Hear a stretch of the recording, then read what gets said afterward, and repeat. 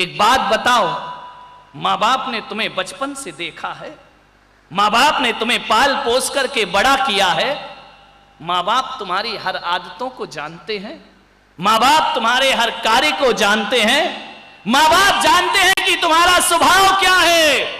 लेकिन जिस घर में तुम 22 साल के बाद पहुंचती हो, उस घर में तो तुम्हें कोई नहीं जानता है, ना तुम उनके स्वभाव से परिचित हो, ना वो तुम्हारे स्वभाव से परिचित हैं। और यही वजह है, जब दोनों ही अपरिचित हुआ करते हैं तो कभी कभी सही बातों का भी गलत अर्थ लगा लिया जाता है और घरों में अशांतियां पैदा। समय लगेगा, एकदम से कुछ नहीं होता है। तुम्हारे माता पिता को मालूम है कि किस बात से मेरी बच्ची को कष्ट पहुंचेगा, किस बात से मेरी बेटी का दिल दुखता है। माता पिता वो बात से बचने का प्रयास करते हैं, लेकिन ससुराल पक्ष को तो अभी पता ही नहीं है कि तुम्हें किससे दुख पहुंचता है और किससे तुम्हें सुख पहुंचता है। यही वजह है कि साल 2 साल बड़ा तनाव रहता है, साल 2 साल ऐसा वातावरण रहता है कि घर परायों जैसा लगा करता है। मान्यवर, सोचना है, थोड़ा सा घर को संवारना सीखिए, अपनी बेटियों के घरों को बसाने का प्रयास करिए, सिखाइए उसे। अनजान घर में जा रही है, रीति रिवाज समझने में समय लगता है, लेकिन हम तात्कालिक आवेश में आ जाते हैं, तलाक की स्थिति बन जाती है, इतनी दूरियां बढ़ जाती हैं कि जिन घरों में रिश्ते किए थे वो दुश्मन से नजर आने लगते हैं। थोड़ी सी समझदारी। मान्यवर, विचार करना है आपको। एक लड़की मेरे पास आई, बोले महाराज मेरे माँ बाप बहुत खराब है। मैंने कहा बेटी कह रही है माँ बाप खराब है? बोले बताओ मैं क्या करूं।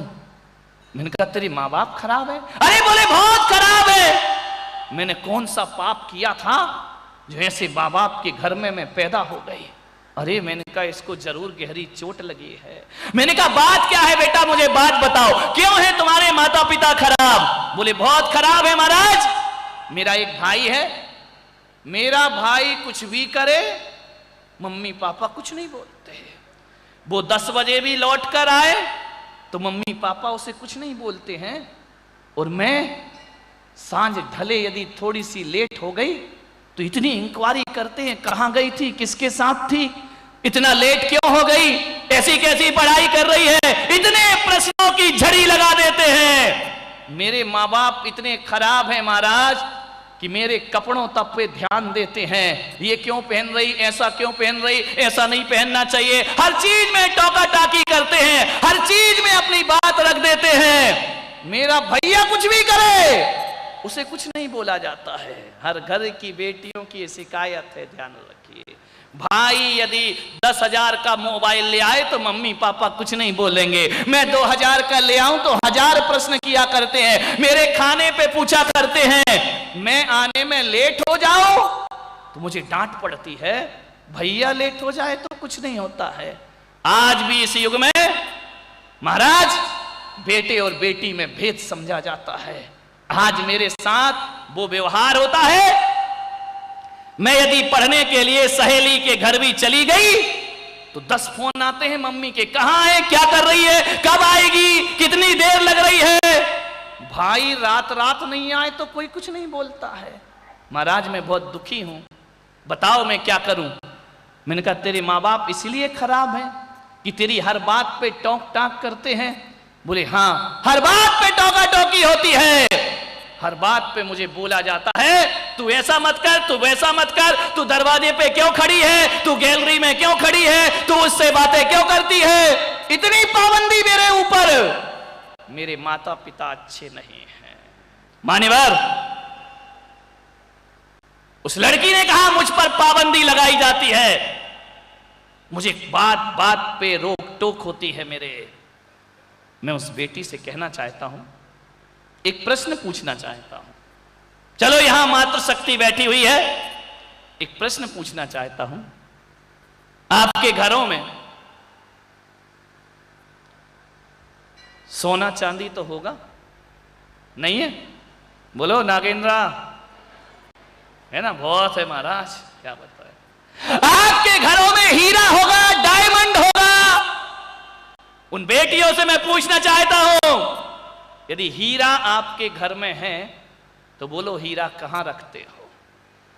बोलो। एक डिब्बी में, डिब्बी के ऊपर फिर एक पर्स होता है, पर्स निकल के लॉकर में जाता है, लॉकर में फिर अंदर एक और लॉकर होता है ना अलमारियों में, शायद ऐसे ही होता होगा, मुझे मालूम नहीं है।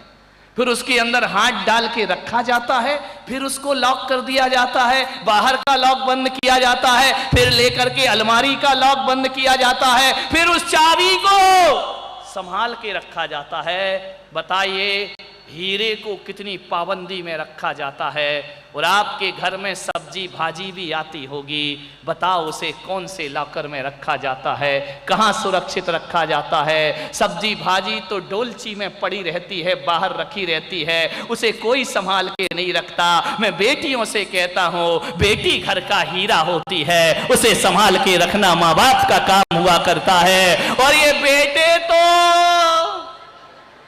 जय हो पंचम काल की, सब्जी भाजी पड़ी रहने दो कहीं भी है।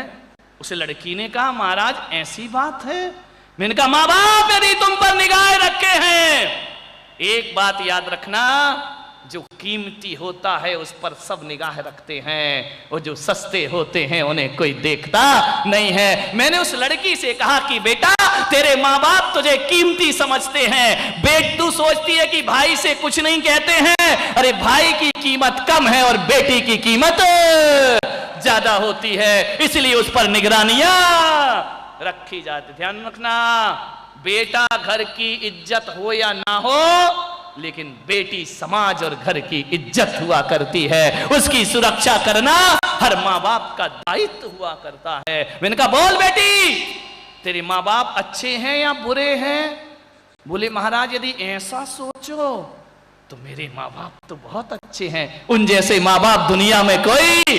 ध्यान, सोच बदलना है। जीवन को बदलने के लिए एक सोच बदल लीजिए, विचार करिए आप। बोले भैया को डांट कम पड़ती है, मुझे ज्यादा पड़ती है।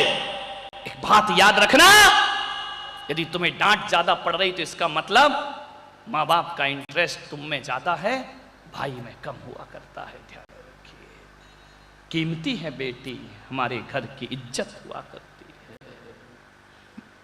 मान,